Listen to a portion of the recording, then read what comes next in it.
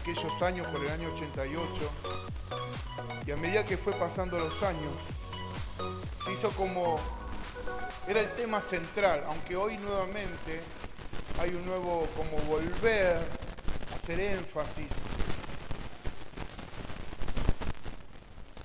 que es el Señor vuelve. ¿Lo cree? El Señor vuelve. Pero en aquellos años, para nosotros escuchar eso generaba una urgencia, generaba una demanda, como un aceleramiento a ese suceso que continuamente nos venían predicando, que Jesucristo volvía. Que así como vino una vez, volvería nuevamente. Y entonces producía en nosotros como una necesidad que era de, tenés que predicarle a todo el mundo porque Jesús volvía.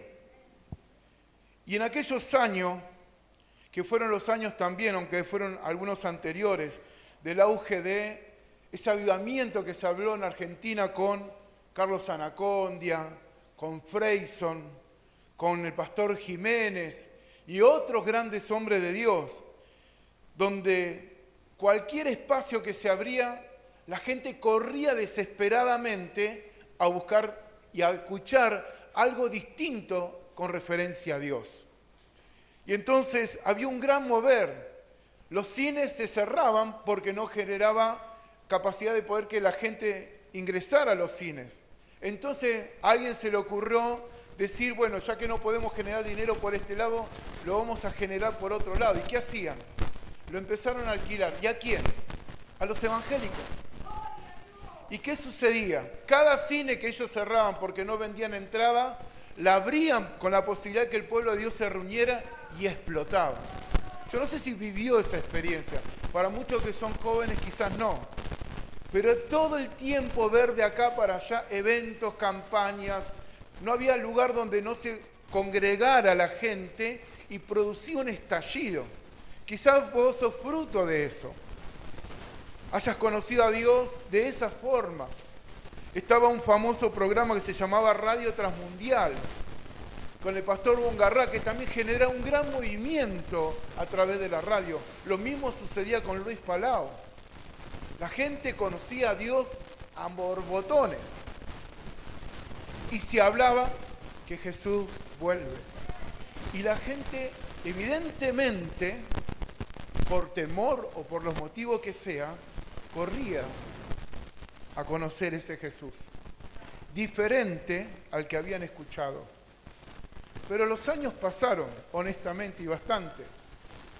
Y yo viví la experiencia de creer, y voy a nombrarlo porque fue de público conocimiento.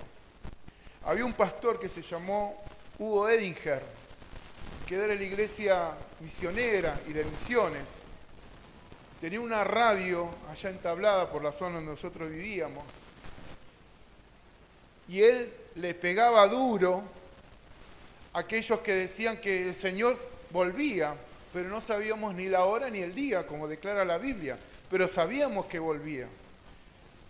Bueno, anatema lo menos que te decía, te mataba, porque él declaraba y decía que Jesús volvía en el año 2000. Todos éramos unos blasfemos y estábamos condenados por no entender que Dios volvía para el año 2000. Había puesto fecha y hora. El punto es que no pasó. No, después se extendió al 2012 y hubo un gran mover a nivel mundial donde se decía que Jesús volvía para esa fecha y se escucharon muchas cosas, Nostradamus y un montón de cosas. El punto es que seguimos acá. Es más, me sorprendí el día, y no suele pasarme, aunque soy muy abierto y curioso, el día viernes me encontré con una persona en San Justo, por donde vivimos, caminando, y me para, me dice, ¿te puedo hablar algo de Dios? Le digo, ¿sos testigo de Jehová? No tengo ningún problema, todo lo contrario, en mi casa los invito a pasar y charlamos mucho. Pero escuché algo que me sorprendió, honestamente. Una religión basada en la idea de un hombre que se llama Cristo, y no me diga el apellido porque no me lo puedo acordar, pero que era coreano y que se supone que era el Cristo ya resucitado y que volvió. La verdad, me quedé anodado, nunca había escuchado. Una iglesia coreana que tiene este fundador en el año 1948, que tiene más de 3 millones de seguidores y no sé cuántas iglesias, y habla de que Él es el Cristo que ya vino por segunda vez.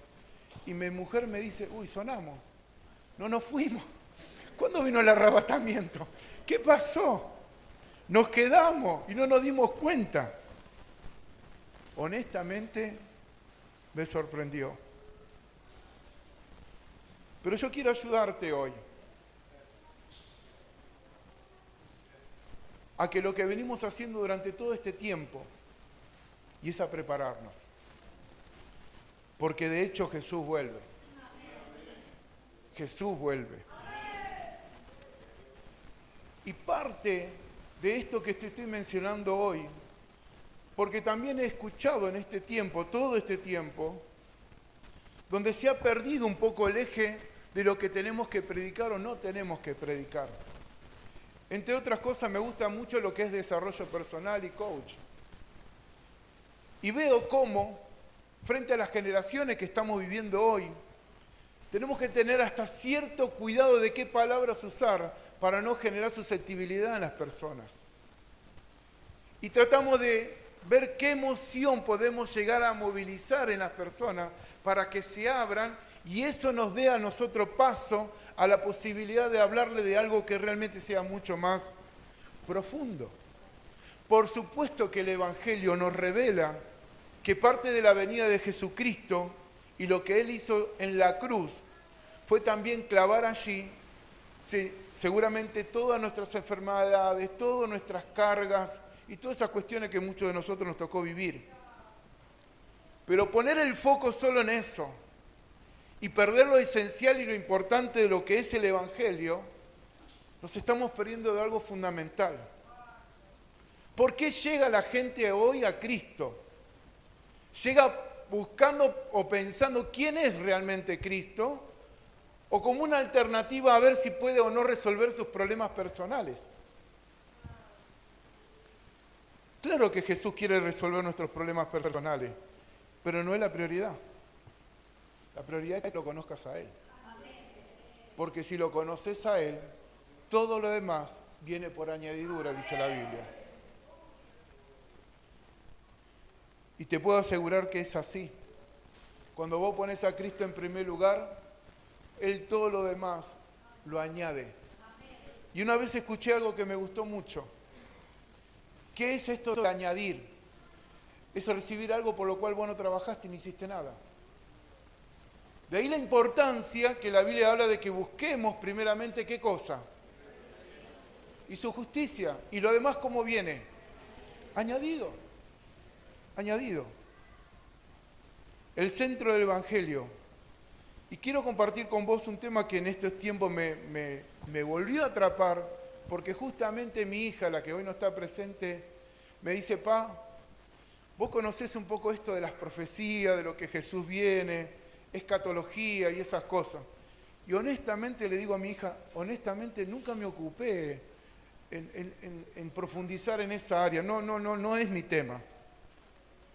Y entonces me empezó a indagar y a hacer preguntas y realmente no tuve respuesta para darle. Pero como soy curioso y me gusta leer mucho, empecé a profundizar. Y oh casualidad, en ese periodo hago un viaje, porque yo hago viajes, y en ese viaje, en ese evento, de alguna manera presentan un libro, y ese libro me lo comenta esta persona, le digo, yo lo quiero. Y la mujer, yo te lo voy a conseguir. Este libro está escrito por Mariano Senegual, quizá lo conoces, pastor de la Iglesia del Encuentro de Monte Grande. Y el libro se titula Maranata, Profecías de las Profecías. Si tiene la posibilidad, adquiéralo, cómprelo, léalo, porque le va a traer muchísima revelación. Y en mi caso, cuando lo termino de leer, me di cuenta que me había perdido el entendimiento de algo que es fundamental y me había quedado con lo que hasta ese momento para mí era muy importante, que era que sabíamos que Jesús vino, que tenía que venir, que tenía que morir en una cruz y de la forma que murió, que su sangre tenía que ser derramada para redimirnos de todos nuestros pecados, que al tercer día tenía que resucitar. Y para muchos nuestra escuela termina ahí y que Jesús vuelve. Pero hay una situación que sucede ahí, que es fundamental y a la que en esta noche me quiero concentrar y que quiero ayudarte, como me ayudó a mí, a tener un mayor entendimiento del esplendor de lo que es el Evangelio centrado en esta persona que es Jesucristo. Para los que le gustan escribir, el título de esta prédica se llama El centro del Evangelio, el Barenash del trono. Y vamos a explicar qué significa Barenash, esta palabra. Y lo primero que tengo para compartirte, Carlos, por favor, tema ahora, porque no voy a mirarlo. Vos me decís, tac, y cortamos.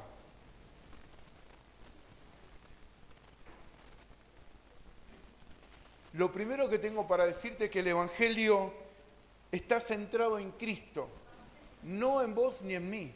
Está centrado en Cristo. El Evangelio no solo se trata de nuestra salvación, sino de la exaltación de Cristo. Jesús no vino solo para morir, sino que también vino para reinar.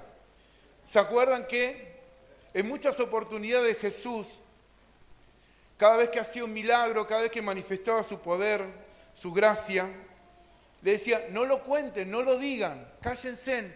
Esto que Dios hizo en vos, mantenételo reservado. Tenía una intencionalidad de parte de Jesús de que la gente no se sintiera atrapada y de alguna manera lo llevara anticipadamente a cumplir un rol que no era el tiempo profético para que se cumpliera, que era entronizar a Jesús como rey físicamente hablando aquí en la tierra. Acuérdense que el contexto de la historia de la vida de Jesús en la tierra tiene que ver que Judá, Israel, formaba parte de una provincia de un gran imperio que era el Imperio Romano. Ellos habían perdido políticamente su independencia, era una colonia romana, para que usted me entienda. Tenían un gobernador y tenía como un privilegio algunos beneficios que tenían que ver con su vida religiosa, pero que habían perdido institucionalmente representatividad. Ellos se sentían honestamente invadidos y que no tenían la libertad de poder vivir la vida que ellos quizás deseaban. Ahora, creo firmemente que era parte de que en un momento el pueblo de Dios, el pueblo que había escogido Dios, había perdido de vista a Dios mismo y empezó a vivir como se le dio la gana. Y eso produjo que en un momento lo que la ley decía, si ellos se apartaban de Dios, la mano de Dios iba a apartar de ellos y las consecuencias iba a ser esa. El punto es que de una u otra manera siempre Dios busca de llamar nuestra atención y que volvamos hacia Él. A mí me pasó, porque quiero darte testimonio de esto. Hace unos 6 años atrás, si no mal me equivoco, vivíamos un año extraordinario como familia. Mi trabajo, todo iba bárbaro. Mi hija había tenido su cumpleaños de 15 deseado, de la manera que ella hubiera soñado y que nosotros no veíamos las posibilidades, pero se logró. Fuimos parte del evento que se hizo en la Universidad de La Matanza. Vino de Argentina el pastor Calle Luna, hizo un gran evento y fuimos parte de ese evento. Pero en el último día del evento tuve un dolor de cabeza y era parte también, en ese tiempo, estábamos ayudando a unos pastores que habían venido de África. Y me tocó ir a ministrar a ese lugar. El punto es que el dolor de cabeza se hizo insoportable, muy insoportable.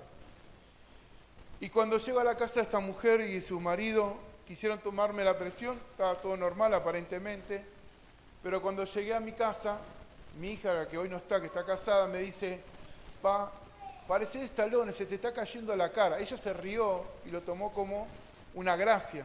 El punto es que yo no me estaba dando cuenta que estaba entrando en un estado de parálisis. Y eso que empezó así con un dolor de cabeza, me duró casi 5 años.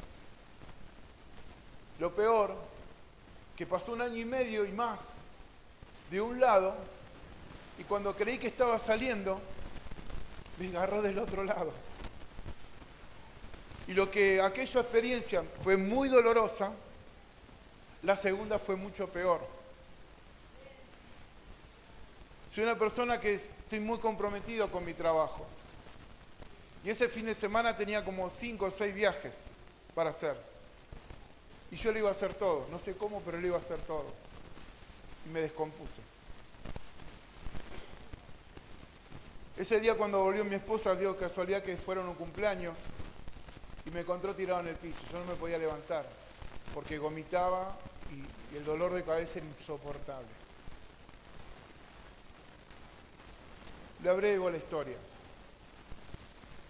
Nos pasa normalmente que el hombre tiende a justificarse. Y a nuestro propio parecer creemos que todas las cosas están bien, hasta que somos confrontados. Y un día estaba sentado en mi casa, mi familia se fue, quería estar solo. Y hice lo que siempre hice, que hago hasta el día de hoy, que es hablar con Dios. No para preguntarle por qué me pasaba lo que me estaba pasando, sino para qué. ¿Qué es eso escondido que muchas veces está en nuestro corazón y que solo a través de las circunstancias sale a la luz? Y básicamente fue esto. De toda la vida sufrí de ansiedad, y ansiedad crónica. ¿Qué es ansiedad? Para los que no entienden. Es un exceso de estar continuamente pensando en lo que va a pasar mañana. Y yo sufría mucho de eso, al punto de verme, ¿qué será de mis hijos el día que yo me muera? ¿Qué será de la vida de mi esposa el día que yo no esté más? Y me dramatizaba la situación y siempre pensábamos lo peor. Y Dios me tuvo que confrontar. Porque en el contexto nuestro de la fe, ansiedad, ¿saben lo que es? Falta de confianza en las promesas de Dios. Yo decía confiar, pero mi actitud decía otra cosa. Y Dios necesita, o Dios no necesita, Dios quiere, mejor dicho, que las personas que profesamos la fe seamos íntegros aún en lo que decimos y lo que pensamos en nuestro corazón. Y la realidad salió a la luz. Y yo tuve que tomar una decisión. Y la primera decisión es pedirle perdón a Dios, porque no estaba confiando como estaba diciendo. Hoy la realidad es otra, pero tuvimos que pasarla. Lo que te quiero decir con esto, que es parte del proceso de Dios, porque Dios te quiere íntegro, sano, restaurado y sirviendo realmente como Él se merece. Por eso la Biblia dice, todo lo que hagas, ya sea de hecho o de palabra, hazlo como para el Señor. Porque lo que hacemos manifiesta lo que creemos. Estás donde estás por lo que crees. Si no te gusta el lugar donde estás, deberías cambiar tus creencias. Porque tus creencias determinan el lugar donde hoy te encuentras. De lo que crees. El Evangelio no solo se trata de nuestra salvación, sino de la exaltación de Cristo. Jesús no solo vino para morir, sino para reinar. La historia del Evangelio tiene 5 movimientos inseparables, que no se pueden separar. Y este es el cuadro completo. La encarnación, Dios se hizo hombre, dice Juan, y habitó entre nosotros, y vimos la gloria de aquel unigénito del Padre, lleno de gracia y lleno de verdad. Qué experiencia gloriosa había tenido aquel varón que tuvo la posibilidad de ver a Jesús físicamente. ¿Y cuál fue su declaración? Vimos al Hijo de Dios lleno de gracia y lleno de verdad. La muerte, por supuesto. Me encanta cuando Jesús expresa, dice literalmente, cuál era su propósito. Yo sé para lo cual he nacido. Yo nací para morir, de alguna manera, pero también para revelarnos a Dios como nuestro papá. Por supuesto, también la resurrección. Y también un punto que es muy importante, la ascensión y el retorno de Jesucristo. El Evangelio estaría incompleto si Cristo no hubiera ascendido al trono celestial. Y sobre este punto yo quiero hacer énfasis en ustedes y en mí. ¿Qué importancia tuvo tanto para los discípulos como para nosotros hoy en día tener entendimiento del valor que fue que Jesús haya ascendido? Porque vino, murió, resucitó y ascendió. ¿Se acuerdan que en los primeros capítulos de Hechos, el apóstol Lucas, tratando de explicarle a Teófilo, seguramente un amigo entrañable, que él tenía la intención que le quedara claro cuál era el plan de Dios, le empieza a explicar aquellos sucesos. Y dice la Biblia que después que Jesús resucitó, se apareció a muchas personas, a 500, a 1, a 2, a mucha gente. Pero se tomó su tiempo, como el tiempo que se toma con vos y conmigo, para discipular a los que ya estaban siendo sus discípulos, que eran los apóstoles. Se tomó 40 días, como diría alguien hoy, un mastermind intenso de preparación para aquellos hombres. Pero me queda claro que después de haber escuchado durante 40 días a Jesús, dijo, muchachos, yo ahora me tengo que ir. Y la respuesta de los discípulos de Jesús me da a entender a mí hoy que lo escucharon, pero no prestaron toda la atención que deberían haber prestado atención a lo que Jesús les estaba enseñando. Me tengo que ir. ¿Cómo que te tenés que ir? ¿No es ahora que tenés que restaurar el reino de Israel? Y Jesús le responde, a ustedes y a mí, la verdad, no está en cuestión nuestra saber cuándo va a ser. El punto es que ustedes tienen que obedecer y de acá se tiene que ir al Jerusalén. ¿Para qué? Para que sean llenos del Espíritu Santo. ¿Por qué es tan importante la ascensión? ¿Por qué es tan importante para vos y para mí que hoy tengamos entendimiento de lo que representa que Jesús haya ascendido? Porque entre otras cosas, la ascensión de Jesús es el sello visible de su victoria total. En ella se cumple la visión del profeta Daniel. ¿Sí? El profeta Daniel dice, entre otras cosas, el Barenás, el Hijo del Hombre, que eso es lo que significa Barenash, el Hijo del Hombre, es representado ante el anciano de día y recibe dominio eterno. Esto se encuentra en Daniel capítulo 7, versículo 3 al 14. Dice, en mi visión nocturna vi que venía alguien con aspecto humano, Barenash, entre las nubes del cielo, se acercó al anciano de días, que es Dios, y fue llevado a su presencia. A él se le dio toda autoridad, gloria y reino. Todos los pueblos y naciones y lengua lo adoraron. Su dominio es un dominio eterno, que no pasará jamás, y su reino nunca será destruido. En esa ascensión, en esa visión que tuvo anticipadamente el profeta Daniel, estaba teniendo cumplimiento esa palabra. Él había visto a alguien semejante al Hijo del Hombre, que es el Barenash, que el anciano de día lo recibía y le daba el trono, el dominio de todas las naciones, y dicen que lo adoraron. Ahora, quiero que puedas entender y con profundidad qué es lo que representa la ascensión. Entre otras cosas, es el coronamiento del Hijo del Hombre. La ascensión no fue una despedida, sino una entronización. Jesús vino como cordero, pero fue recibido para ser coronado como nuestro rey.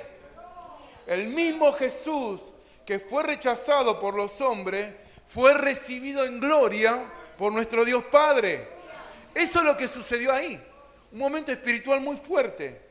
Dice en Hechos capítulo 1, al versículo 9 en adelante, dice, mientras ellos miraban, fue llevado a las alturas hasta que una nube lo ocultó de su vista. Este mismo Jesús, decía los ángeles que estaban al lado de ellos, decía, este mismo Jesús que ha sido llevado de entre ustedes al cielo, vendrá otra vez de la misma manera que lo han visto irse. Cuando Daniel vio el Barenash, el Hijo del Hombre, venir entre las nubes, no estaba viendo la segunda venida, sino su ascensión en el momento en que el Hijo del Hombre entró al cielo y fue coronado como rey. Esa fue la visión que había tenido Daniel, el entronamiento de Jesús. Dice Efesios 1:20 en adelante, Dios resucitó a Cristo de entre los muertos y lo sentó a su derecha en las regiones celestiales, muy por encima de todo gobierno, autoridad, poder y dominio. Dios sometió todas las cosas al dominio de Cristo. Ahí el valor de la ascensión de Jesús. La ascensión afirma que no solo venció, sino que ahora gobierna absolutamente todo. No es un Cristo ausente, sino presente y reinante, de una posición de rey. El trono no es un símbolo de distancia, sino de autoridad activa sobre nuestra historia y sobre la amada iglesia. Jesús, como rey, Él tiene el gobierno absolutamente de todas las cosas. Esto, si vos se lo planteás a alguien, seguramente lo primero que te va a decir, ¿cómo es posible si Dios y Jesús están en el trono a su derecha, pueden pasar las cosas que hoy están pasando? Que no es necesario que yo se las describa, usted la conoce bien. Toda la realidad que nos está tocando vivir en este tiempo. Cómo la maldad se multiplicó. Cómo hoy hay hombres amadores de sí mismos. Cómo lo malo los amamos bueno y a lo bueno los amamos malo. Cosas que para mucha gente de otra generación se siente como, ¿cómo puede ser que estén sucediendo estas cosas? Pero es la verdad, está pasando. Y mucho, y mucho. Pero me encanta pensar siempre en bien, ¿en qué sentido? La Biblia dice que en este tiempo la maldad iba a sobreabundar, pero cuando abunda la maldad, la gracia de Dios va a ser aún más grande. Siempre va a ser más grande.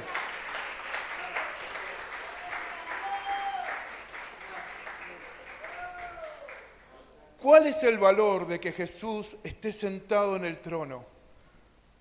¿Qué representa que hoy Jesús esté sentado en el trono? La posición de Cristo sentado a la diestra del Padre revela 4 verdades eternas que te las quiero compartir. La primera, su obra está consumada. ¿Se acuerdan lo que dijo Jesús antes de dar su último aliento? ¿Qué dijo? Consumado es. Está todo hecho, Señor. Para lo cual tú me enviaste, ya está. Cumplí absolutamente todas tus demandas. Porque de hecho Jesús fue el único que pudo cumplir con las demandas de lo que era la ley. Solo Él cumplió las demandas. En Hebreos 10:12 dice, pero este sacerdote, después de ofrecer por los pecados un solo sacrificio para siempre, se sentó a la derecha de Dios. ¿De quién está hablando? De Jesús. Ya no hay sacrificios pendientes. La redención fue completa. ¿En quién? En Jesucristo. El trono no es un lugar de descanso. Es un testimonio de que la cruz fue suficiente. Jesús pagó el precio y Dios le dio el honor de estar sentado hoy a la diestra de su trono. El segundo punto que podemos ver, que desde ese lugar tiene autoridad suprema. Dice en Filipenses 2, en adelante, 2:9, por eso Dios lo exaltó hasta lo sumo y le otorgó un nombre que es sobre todo nombre. Ese es el nombre de Jesús. No hay otro nombre como el nombre de Jesús, que nace del sentido de propósito y del cumplimiento fiel de lo que Él hizo. Dios le dio un nombre único, el nombre de Jesucristo. La ascensión es la proclamación universal de su señorío. Todo poder político, espiritual humano está sujeto a Cristo. Eso es así. Aunque quizás las circunstancias te digan lo contrario, Cristo sigue siendo el que gobierna todas las cosas.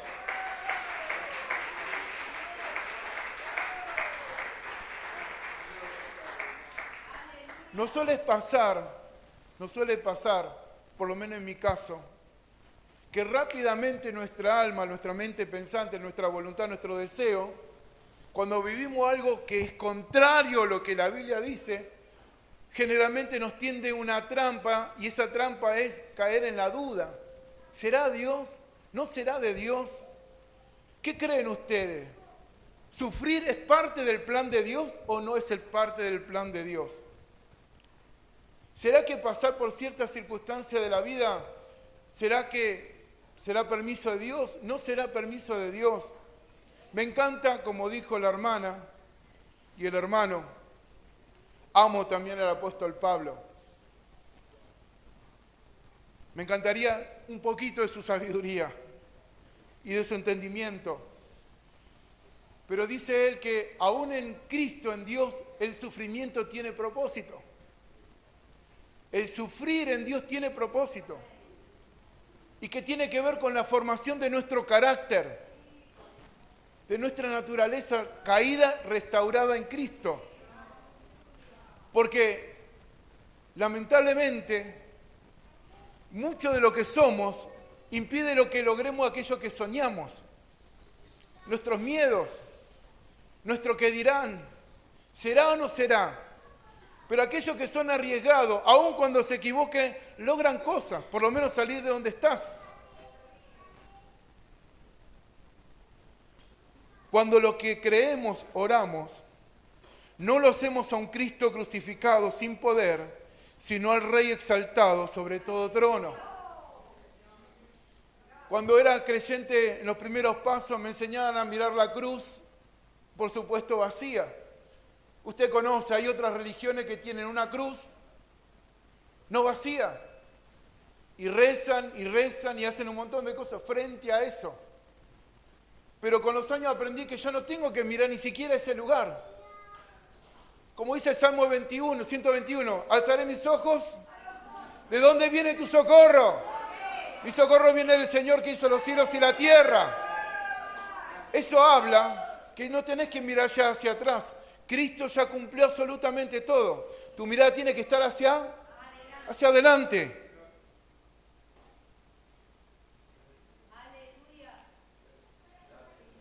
¿Cuál es el propósito de la ascensión de Jesús? Que su intercesión es constante. Romanos 8:34 dice, Cristo Jesús, que murió, más aún, dice Pablo, que resucitó, está a la derecha de Dios e intercede por todos nosotros. ¿Alguna vez tuvo necesidad de contratar a algún abogado? ¿Tuvo que vivir esa experiencia? El abogado aboga, intercede a favor de tu reclamo o tu defensa, lo que sea. Yo creo que todos cometemos errores, más de lo que desearíamos quizás. Y a veces, cuando te sigue la culpa, el sentimiento de culpa, y como decía un profesor mío, la culpa y el sentimiento culposo es una misma moneda de los dos lados, culpa y culposo. Y esa transgresión que como un remordimiento, uno y otra vez, y otra vez, y otra vez, y otra vez. Y eso nos pasa cuando perdemos de vista que Jesús es nuestro abogado, que Él está intercediendo continuamente delante del trono, sentado a la derecha de Dios, por tu vida y por mi vida. Vos podés orar un montonazo, podés quemarte las rodillas, como decíamos en la vieja escuela, porque yo sigo creyendo que de rodillas mejor, como diría un curito por ahí. De rodillas mejor. Pero nada se compara que nuestro sumo sacerdote está intercediendo por tu vida y por mi vida, que es Jesucristo.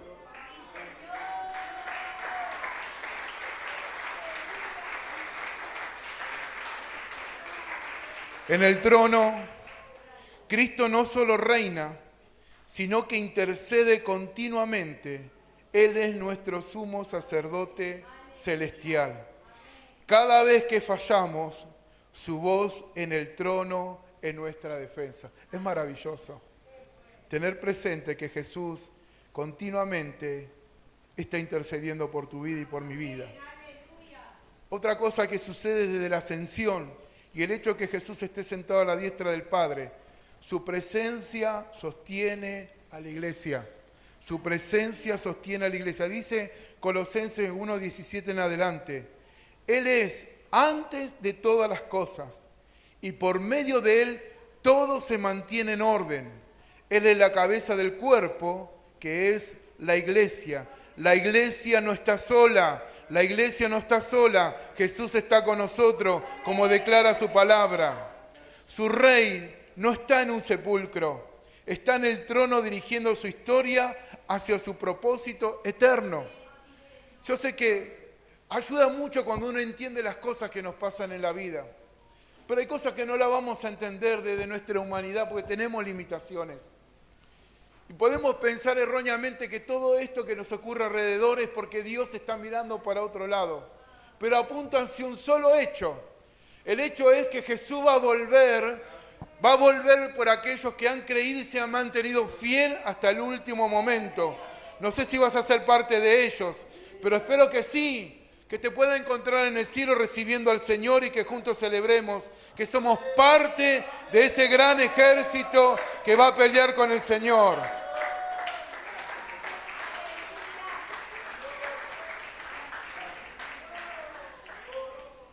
¿Cuál es la importancia de la ascensión de Jesús? Que nos revela el Barenash. Este rey humano, este rey divino. El título Barenash, Hijo del Hombre, revela dos misterios inseparables. Uno, su humanidad perfecta. Y lo segundo, su autoridad divina. Jesús es el único que puede unir el cielo y la tierra porque es plenamente Dios y plenamente hombre. En Él nuestra vida fue redimida. La Biblia dice que así como por un hombre entró el pecado, así también por un hombre entró la salvación. Ese hombre es Jesús, el Barenash. El Barenash no pierde la humanidad al ser exaltado. Todo lo contrario, Él la glorifica. Por eso el cielo tiene un trono ocupado por un hombre resucitado, que es Jesucristo. Me encanta cuando aparece Jesús y la habitación estaba cerrada, estaban sus discípulos allí, y tardíamente aparece Tomás y le dice, el Maestro estuvo con nosotros. Y él le responde y le dice, si yo no viera, ¿qué cosa? Las marcas, ni su costado, no voy a creer. Y en ese instante, ¿quién aparece? Jesús. Y le dice, ¿es necesario eso? Acá está. Mira mis marcas. Mira mi costado. Porque viste, creíste. Bienaventurados son aquellos que no vieron y creyeron. Parte de esa bienaventuranza sos vos. Y soy yo porque no lo hemos visto. Pero creemos que Jesucristo es nuestro Rey.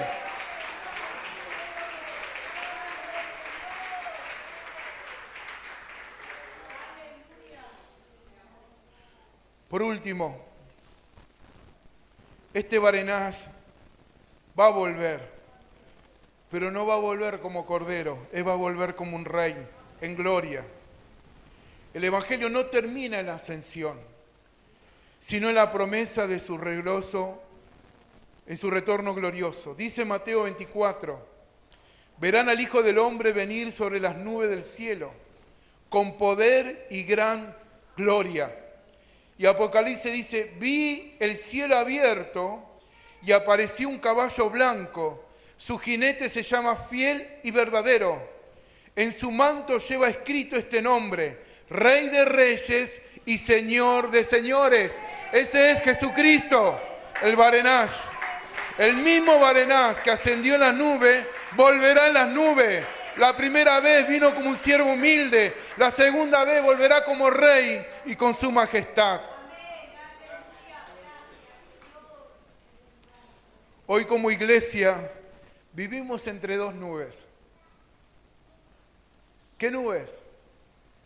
La nube de la ascensión, que nos da esperanza, y la nube de su retorno, que nos llama a estar preparados, porque Jesús vuelve. ¿Cómo te va a encontrar? ¿Cómo nos encontrará? El centro del Evangelio no es un evento, sino es una persona, que es Jesús, nuestro Barenash.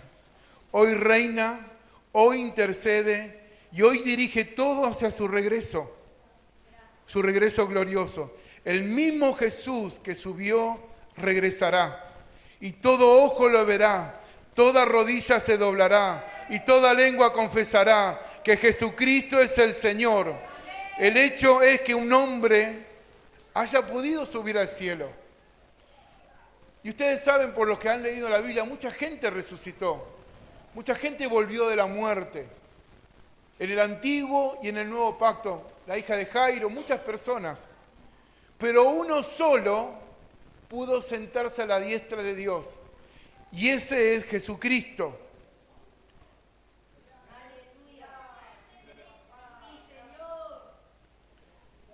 Y este día me gusta mucho, quiero compartírsela.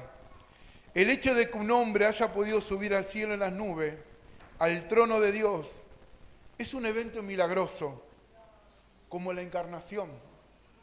¿Qué era la encarnación? Dios se convirtió ¿en qué? En hombre. Pero la ascensión es un hombre demostrando ser Dios. Este último evento es el que establece el escenario para poder predicar el Evangelio del Reino. Aquellos discípulos, después de haber escuchado a su maestro y fuera levantado delante de sus ojos y fuera ocultado por una nube, esos hombres le dijeron, así como lo ven ir, así va a volver. Ahora vayan a donde Él les dijo y esperen la promesa del Padre. Y ellos inmediatamente hicieron caso, y usted conoce lo que vino después, el famoso Pentecostés, el famoso después de 50 días, y estaban todos unánimes, juntos, buscando la promesa del Padre. Yo me imagino, no sé, pero les quedó haciéndole ruido en la cabeza el hecho de que Jesús les haya hablado y los haya instruido. Pero a su vez, hubo una urgencia. ¿Cuál era la urgencia que ellos tenían? ¿Qué es la urgencia que vos y yo debemos tener en este tiempo? Porque si una cosa es casi seguro, que si yo te digo que mañana viene el Señor, ¿cómo te va a encontrar? ¿De qué manera? ¿Con qué expectativas? En estos días a mí me ha pasado. Yo había pasado por alto el hecho de pensar de que Jesús vuelve, pero la urgencia de ponerlo hoy en día me motiva a hacer lo que tengo que hacer y esperar que cuando Él regrese me encuentre haciendo para lo cual fui llamado, que es testificar de que este Jesús que murió, que resucitó, que ascendió, también va a volver. También va a volver. Y que para ello un día me bautizó y me llenó de su Espíritu Santo para darme la gracia y el entendimiento de lo que tenía que hacer. Todos tenemos limitaciones, pero las cuales se rompen cuando el Espíritu Santo viene a tu vida. El Espíritu de gracia, el Espíritu de amor, el Espíritu de consolación, el de paciencia, el de bondad, el de justicia, el de verdad, el que te permite tener dominio propio. Todos lidiamos con cosas hasta que dejamos que el Espíritu Santo tome gobierno de nuestra vida. Todos luchamos con situaciones, pero cuando el Espíritu Santo te recuerda las promesas y el llamado que Dios tiene para tu vida, todo se desvanece. No es con tu fuerza que vamos a lograr hacer esto. No es con ejército. Es con el poder del Espíritu Santo de Dios. Es con el Espíritu de Dios que vamos a lograr preparar una generación para recibir al Señor. No te menosprecie. Si estás en este lugar es porque Dios te ha convocado. No por lo que sos vos, sino por lo que vos podés portar. Y es la persona gloriosa del Espíritu de Dios. Todavía estamos buscando lo de afuera cuando tendríamos que mirar hacia adentro. Eso que ya está en tu corazón, que es la persona de Jesucristo. Yo me recuerdo que cuando llegué por primera vez al Señor, honestamente no entendía nada. Y viví una experiencia espiritual que mucho tiempo después entendí qué significó para mí ese día en particular. Lo mismo que te pasó a vos. No fue tu voluntad lo que te trajo acá, fue la convicción del Espíritu Santo que vos estabas necesitando a Dios. Y no es porque haya sido bueno o haya sido malo, sino porque en Cristo Él nos escogió para revelarnos la verdad. Así que no te menosprecie. Me encanta estudiar la palabra de Dios. Amo los libros. Todo lo que conozco me enriqueció a partir de lo que leo. Pero nada se compara con la relación con el Espíritu Santo de Dios. No sé cuánto tiempo invertís en tu relación con Él. ¿Cuánto tiempo le dedicás a que Él te instruya en eso que tenés que hacer? Y una cosa que aprendí, permiso, ¿puedo bajar?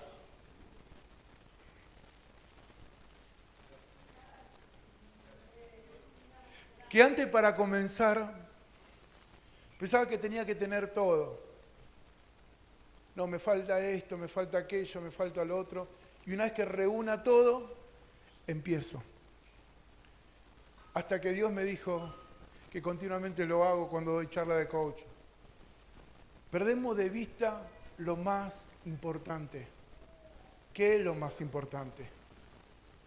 Mírate las manos. Manos sobre arriba. ¿Qué tenés en las manos?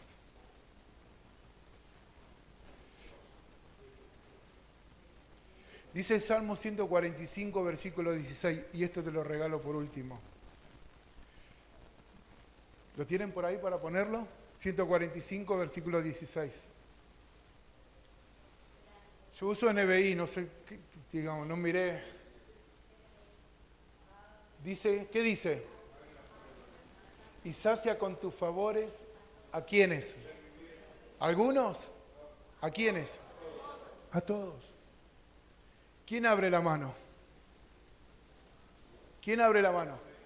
El rey David está hablando, es su último mensaje, ya anciano, de muchas experiencias. Él dice, tú abre la mano y sacias con tus favores a todo ser viviente. Esta oración, todo judío a la mañana cuando se levanta lo recita y dice esto. Tú abres la mano y sacias con tus favores a todo ser viviente. Tú eres ese ser viviente. Yo todas las mañanas, de que aprendí esto,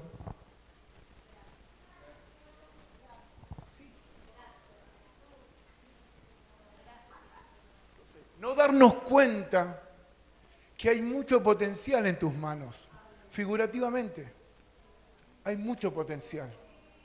Dios te ha dado recursos enormes. Lo tenés que descubrir y trabajar para sacarlo a la luz. ¿Y cómo me voy a dar cuenta? Empezá a moverte. Empezá a moverte. Te vas a equivocar, te vas a caer, pero levantate y seguí. Y seguí. Y seguí. Y seguí. Y seguí. Y seguí. Porque en el moverte y en el hacer vas a aprender. Te vas a entrenar, te vas a ejercitar. No esperando, sino haciendo. Y es parte del proceso equivocarse. Alguien dijo por ahí que lo único que no se equivocan son aquellos que no hacen nada. Pero vos y yo no somos de los que no hacemos nada. Y un error no te define. Que te equivoque no te define. Lo que te define a vos es tu identidad. Y como hijo de Dios, tenés que estar así, con las manos abiertas. Y cada mañana, diciendo y declarando, Señor, tú extiende tu mano y viene tu favor hacia mi vida. ¿Cuál es tu proyecto de vida? ¿Cuál es tu plan para los próximos años? ¿Dónde te querés ver en el próximo tiempo, en la próxima temporada? No lo dudes y empieza a moverte. Y en la medida que te muevas, Dios va a abrir las puertas. Como dice un pastor amigo nuestro, ¿qué dice? Dios se mueve con los que se mueven. En la medida que te muevas, las cosas van a suceder. Te va a dar vergüenza, te vas a sentir mal quizás al principio, pero cuando le empieces a encontrar el ritmo, nadie te va a parar.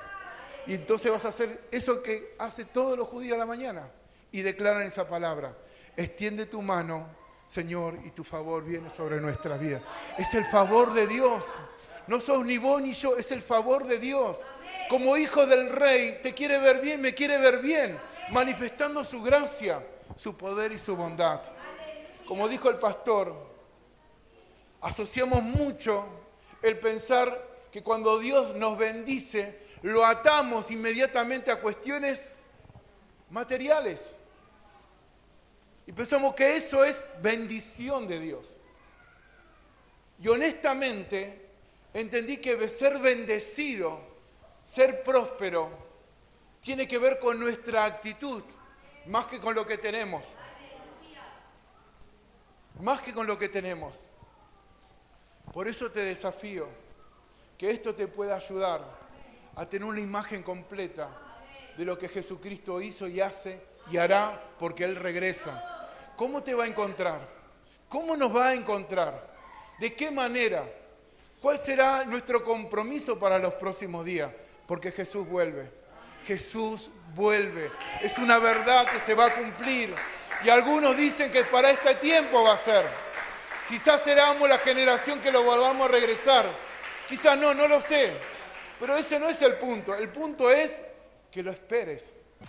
Y eso es esperanza. Me encanta esta palabra. Y es expectativa de bien. Mañana me va a ir mejor. ¿Cómo me va a ir mañana? Mejor. Y pasado, mejor. Porque somos una esperanza. Jesucristo es nuestra esperanza viva. Y en Él estamos creyendo que mañana será mejor. No sé cómo vos te levantás todos los días, pero yo espero que mañana sea mejor. Y puede ser que no sea como yo me imaginaba y aparezcan situaciones. Pero si eso me lleva a conocer al Dios poderoso como lo conozco, bienvenido sea. Ya viví la experiencia, que aún en lo peor, Dios lo puede transformar en el mejor día para mi vida. En el peor momento, Dios lo puede transformar en un testimonio poderoso de su gracia y de su bondad. Y es maravilloso cuando la palabra está respaldada por el testimonio de vida.